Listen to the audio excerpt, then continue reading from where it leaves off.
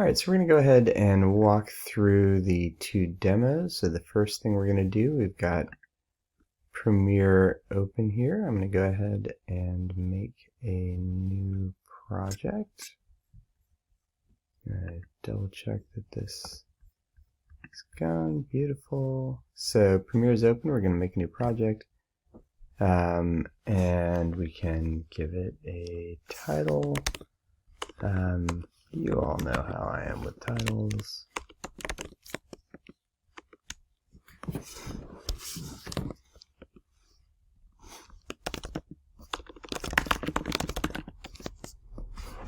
Okay, it's by default going to put it in this wacky folder, so I'm going to go ahead and put it on the desktop. Awesome. Name, location. All the rest of these things we can just sort of leave at their default values. And it will pop up a set of windows. Most of this is trash. If we go up here to Window Workspaces, Learning, right? Learning's overrated. Let's go to Editing. Whew, thank goodness got rid of that nonsense. All right, so first thing we want to do, sort of like Lightroom, is we want to bring in our clips. Now, we have some clips that are conveniently on Drive, and I've actually got them on my desktop. I'm going to pop over there. Here we are, second editing demo, first editing demo. I'm going to open up the first editing demo, and you'll see there are 3 MP4 video clips. Now, typically, if I'm working with my own stuff, the first thing I'm going to do is open each of them up and see what they are and then name them something rational. You can rename them in Premiere. I find it a little annoying to do that. So I'm going to go ahead and do that. This is the second part of the poem. Okay, so I know that is poem clip 2. Pretty sure this is poem clip 1.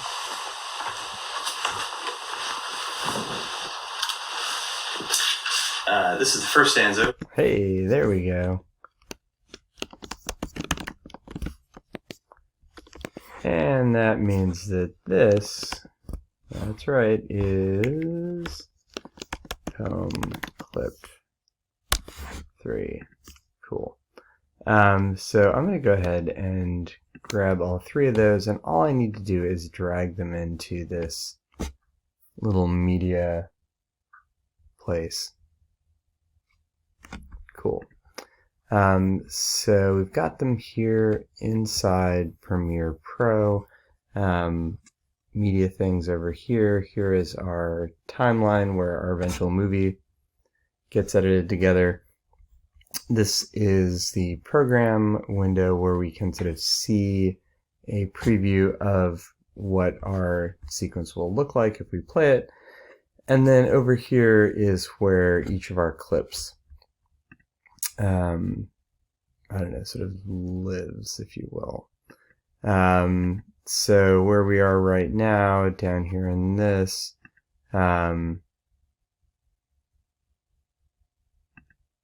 it's going to show us, you can go to the media browser, libraries, blah, blah, blah. I'm going to keep it right here looking at this ingested, excuse me, media. Sometimes you'll get a list view, sometimes you'll get a icon view. Oops, if I click over there, I'm actually interfering with my screen recorder. There we go, list view, perfect.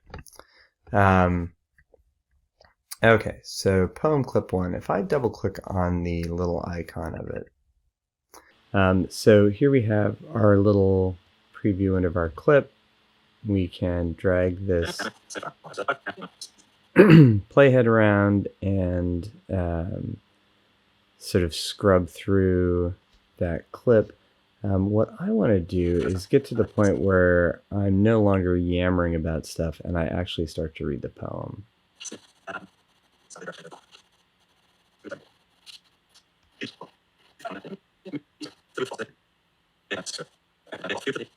you. They fill you with the false. Fuck you up, your mom and dad. By Philip Larkin. This be the verse. All right. So once I get to the starting point, I'm going to hit I for in. That's going to signal the start of my clip. And I'll scroll through or scrub through.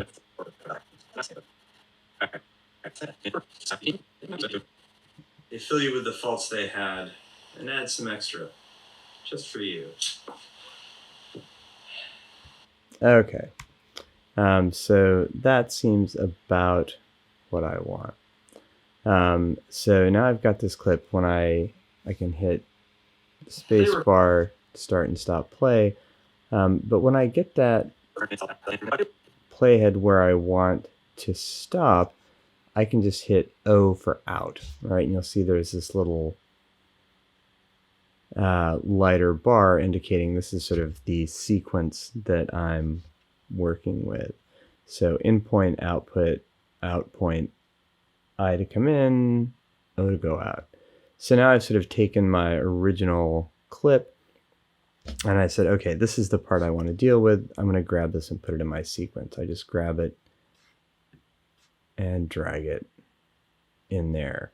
And you can see it drops in, automatically makes a new sequence, and you'll see that it also creates it over here, and it has separate audio and that little video bit. So now it's over here in my preview, and again, if I drag it over there, same thing that I was seeing over here, but the clip starts where my start in point was and ends where that out point was. So if I go past it, there ain't nothing there. So I'm going to do the same thing for clip 2. Right, so double click on the icon, come up here, scrub across.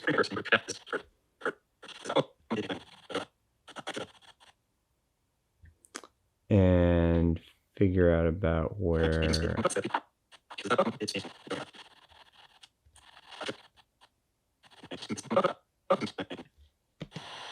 what's going on.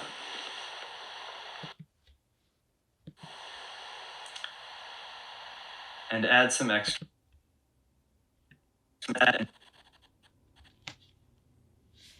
Okay. And go to the end of the clip. And add some extra just for you.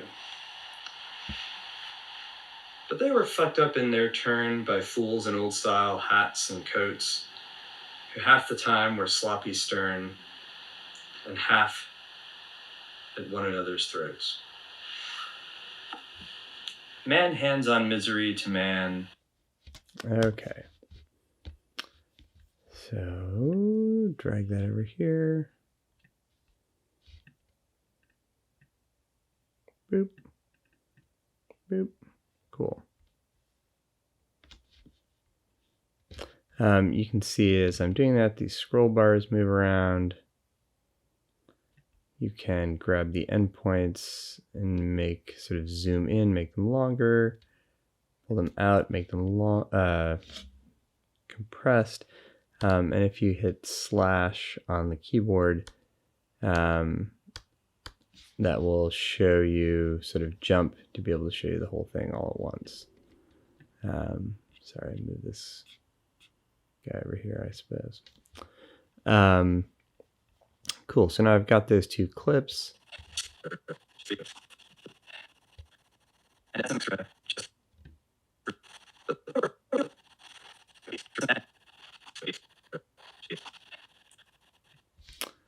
All right, and let's go to clip 3.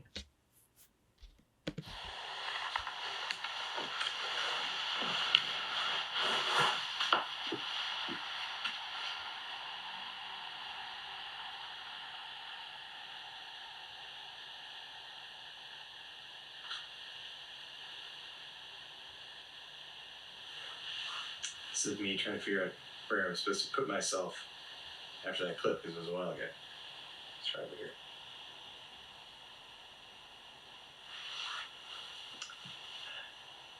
Man hands on misery. Okay. In I.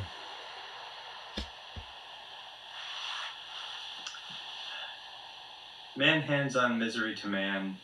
It deepens like a coastal shelf. Get out early as you can, and don't have any kids yourself.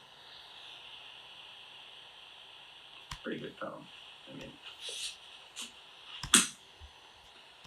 All right.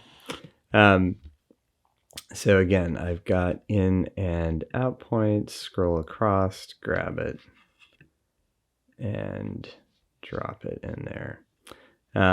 So now it's sort of a question of fine-tuning where those transitions are, right? I would like to have the, right, so this one I'm coming in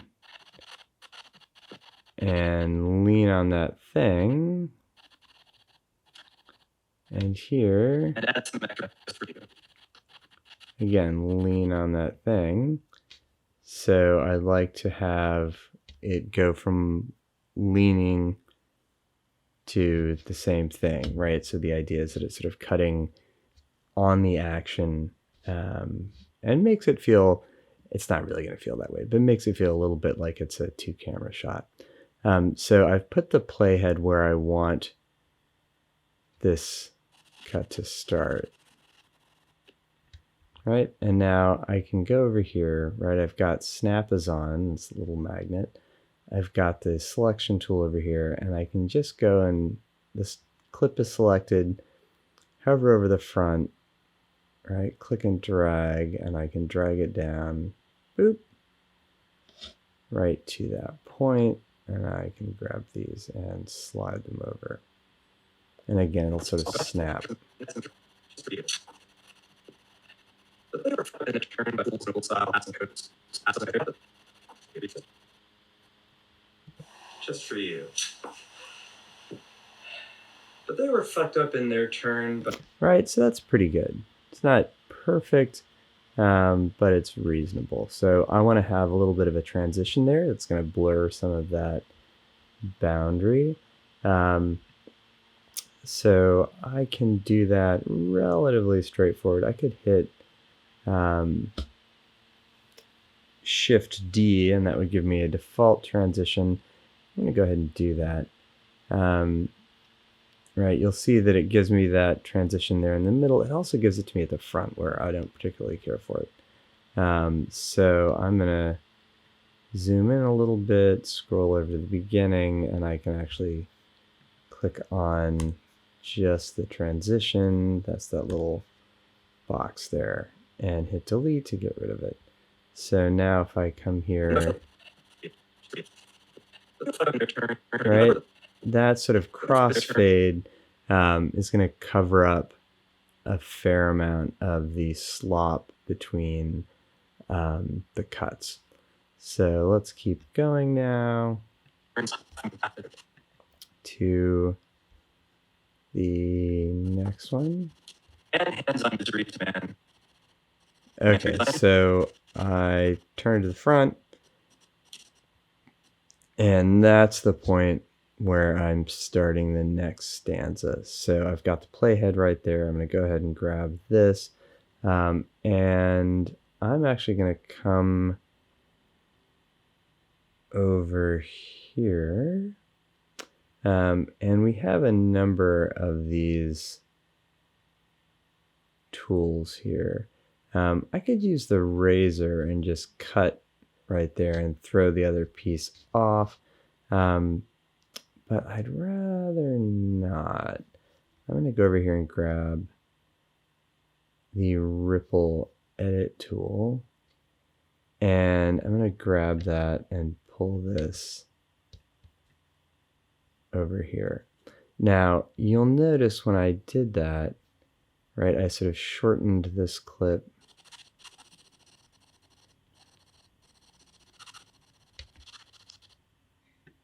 and it sort of pulled the subsequent clip a little bit longer. Not really what I want. What I really want is for this clip to stay the length it was and sort of drop back down. So I'm gonna undo that. Okay. Come back here.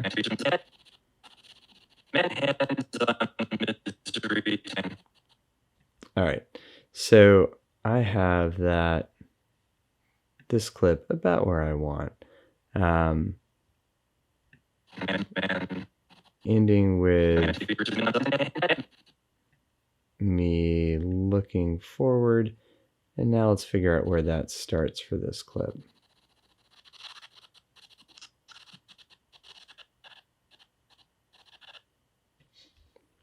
I don't know, around there. So again, go to the front, grab it, drag it back, and we'll just pull it over here. And now let's run through it and see if that makes any sense.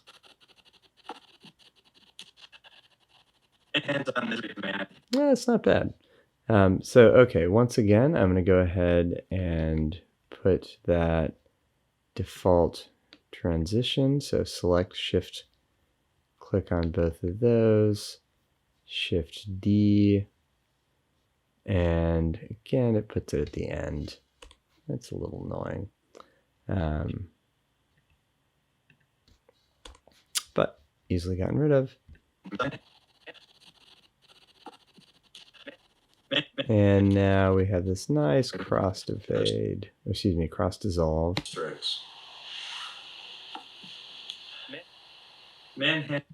Oh, the only issue that we have here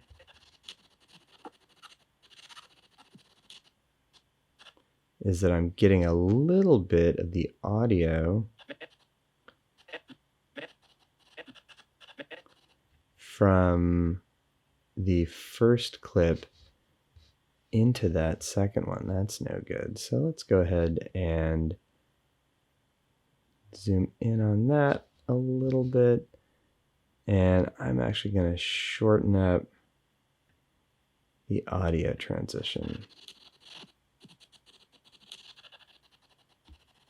Right, so the video cross dissolve stays the same length. I just pulled in that audio so that it's not going to start, or it's not going to sort of maintain that first clip's audio long enough, so we won't have to hear it. Sort of overlapping with the second one. Hands on Misery to Man. All right, blah, blah, blah. Very nice. I'm going to hit slash again to get the whole thing. Move my little webcam window down there and scroll this along.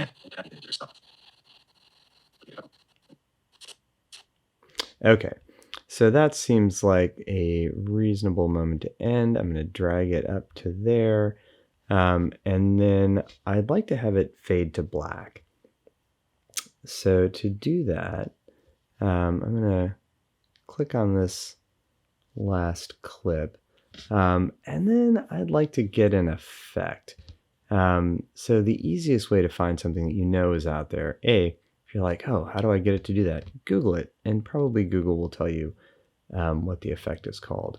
But I'm going to come back over here to this window with my clips, and hit this little double arrow. Again, it's only there because I'm working on a laptop screen where everything's kind of crunched in. Click on that, go down to effects, and then there's a search bar. This is super helpful. So I type in dip, and there we go. Down at the bottom it says dip to black. So I'm going to grab that and drag it over here to the end of my clip. Preview it, looks good, very cool. All right, so I've got now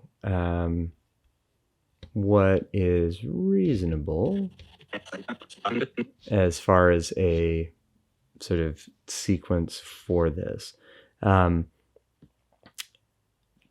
thing I need to do before I export it, so I would like to sort of define where the beginning and end is. So much like we did ins and outs on our individual clips, I'm going to do the same thing for the sequence. So I'll pull it back to the beginning. I could also, if you hit the up arrow, that will jump from one sort of piece of footage to the next, or down arrow jumps the other way, right? Perfect. So I'm at the very beginning. I can hit I, right, for in point, go to the end, O for out point, and now I've defined sort of the beginning and the end of my sequence. That's awesome. So I'm still here in the sequence thing. You'll see there's that little blue line around it. If, by the way, at any point you want to maximize one of these windows, if you just hit tilde, right, that tilde will maximize and then pop back whatever window you happen to be on. And of course, you can always go up to workspace, either reset your workspace, or if you've lost a window, you can find it there. Okay, but I've got that there. I'm going to go ahead now and go to File, Export Media. It's also Command M. So this is where you sort of save as, export, whatever. You take your project you've worked on and you send it out into the world as a processed MP3, whatever, or excuse me, MP4, MOV, whatever happens to float your boat. So the export window pops up. It'll look a little bit different depending on what version you have. I think my laptop is actually running an early version just because it's kind of underpowered. So I'm going to go ahead and say this is all good. Down here at the bottom, again, playhead, so you can pull all the way over your, excuse me, you'll see at the bottom it says source range, sequence in and out. That's right. So it's going to go from the in point of your sequence to the out point of your sequence. You know, if you had a longer sequence that had more before or afterwards that you would sort of come in on, you would want to make sure that you were doing in out so that it didn't grab more than that. The other controls, don't worry about that for right now. Okay, export settings, match sequence settings. That seems reasonable. In general, having it sort of match our original is pretty good. If I take that off, right, we have sort of more stuff that we can edit to, but I'm going to go back to match sequence settings. You can check size, so it's going to come out 1920 by 1080. That's all good. You can set codecs and frame rates and things like that. If you are so inclined, you can pull up a LUT if you want. There's actually a link on the website. If you find yourself getting pretty flat colors when you export, this is one way that you can get around that, adding a LUT, and there's a link there for one you can grab and just sort of like boost your contrast a little bit. Make sure you realize where it's going and what it's being called. So by default, it'll take the name of whatever your sequence is. So poem clip 1, sure, why not? Video settings, again, I'm basically matching what it came in with, so that seems fine. You know, if you get more advanced, you can get more into these things. Once we've got all this, the things that we want to do is either hit export or Q. Q is going to pop up a sort of standalone program that will churn through it and allow you to keep working on what you're working on. Export is going to stop what you're doing right now, concentrate entirely on this export rendering. Be a little bit more efficient, but it means you can't use your computer for anything else. That's fine with me. I'm going to go ahead and hit export. right? Gives you a little time scale, right? Depending on what you've done, right? If there's a lot of processing, it could take a while or not. But this seems pretty quick. Cool. Spits it out, gives us a little thing saying that it has done so. And now if we go and look on our desktop, we will be able to find the poem clip, which of course, not entirely sure it is where it is. That is why we name it something rational, and you can go in and figure out where you put it. What I'm constantly having to do is go back and start to re-export it again just so that I can see, okay, summary, where is it going? There we go. Output users, documents, Adobe Premiere, blah, blah, blah. So by default, it's going to put it inside of Adobe Premiere's document thing. How you figure this out, again, varies a little bit depending on your version. I'm just going to come up here and click on the output name, right? Pops up where it's saving it to. I'll tell it to put it on the desktop. Hit save again, right? Again, this is a short, relatively speedy clip. So if it were a big beefy thing, I would go look for the file instead of just re-exporting it like an idiot. So on this one, I hit, instead of just telling it to do it, I hit Q. This is the Adobe Media Encoder, which is the standalone program that will go through this and do the work for you while you continue to do your own thing. So bring this up just so that you see it, right? Here's, again, pretty similar interface. Has what the little bit of sort of thumbnail sketch about the program or about the processing, bunch of other stuff. Again, like all of it's very complicated. If you really get into it, you will learn much more about all of this. But for the moment, there it is. We can see where it's going. We can see what the preset is. And we can just go ahead and hit start queue. If you were doing 3 or 4 clips, right, you could line them all up there. Then you could go make yourself a sandwich, hit go, and it would churn through all of those while you were doing something else. So that will make your life a lot easier. Okay, so while it does that, we can pause, and then we'll get to see what our clip looks like. All right, so here we go. It finished processing. I forgot to mention one thing you can do once you have got the stuff to the encoder is you can quit Premiere, which will fill up or free up a little bit of brain power on your computer and speed things up. So here we go. There's that Poem Clip 1 movie. This Be the Verse by Philip Larkin. And awesome. Go through the whole thing.